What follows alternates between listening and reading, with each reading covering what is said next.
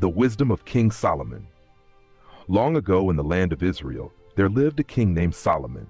He was renowned for his wisdom, a gift from God that helped him lead his people with fairness and justice. One day, a challenging case was brought before him in the royal court. In a small house in the kingdom, two women, Susan and Linda, lived together. Though they shared a roof, their relationship was strained. Susan had recently given birth to a baby boy, and 3 days later, Linda also gave birth to a son. Both women cared deeply for their children, but tragedy struck one night. Linda accidentally rolled over her baby in her sleep, and by morning she awoke to find her child had passed away. Overcome with grief, she devised a desperate plan.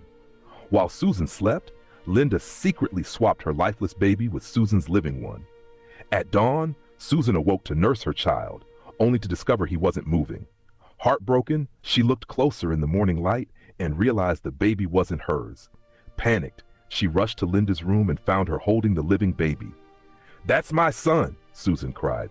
"No, this is my baby," Linda retorted. The argument quickly escalated, and neither woman would back down. They decided to bring the matter before King Solomon, trusting he would settle it fairly. In the palace, Susan explained her side of the story. "My lord, this woman and I lived together. I gave birth first, and 3 days later, she had her child. One night, her baby died, and she secretly switched her dead child with my living one while I was asleep. When I woke up and saw the dead child, I knew it wasn't mine. She has my son." But Linda interrupted. "No, the living baby is mine. The dead one belongs to her." Back and forth they argued until King Solomon raised his hand for silence. "Both of you claim to be the mother of this child," the king said thoughtfully. "Bring me a sword." A guard quickly brought a sword and handed it to the king. Solomon held it high and declared, "Cut the living child in two. Give half to each woman." Susan gasped in horror. Her love for her son was greater than anything else. "Please, my lord," she begged. "Do not harm the baby. Let her have him. Just don't kill him."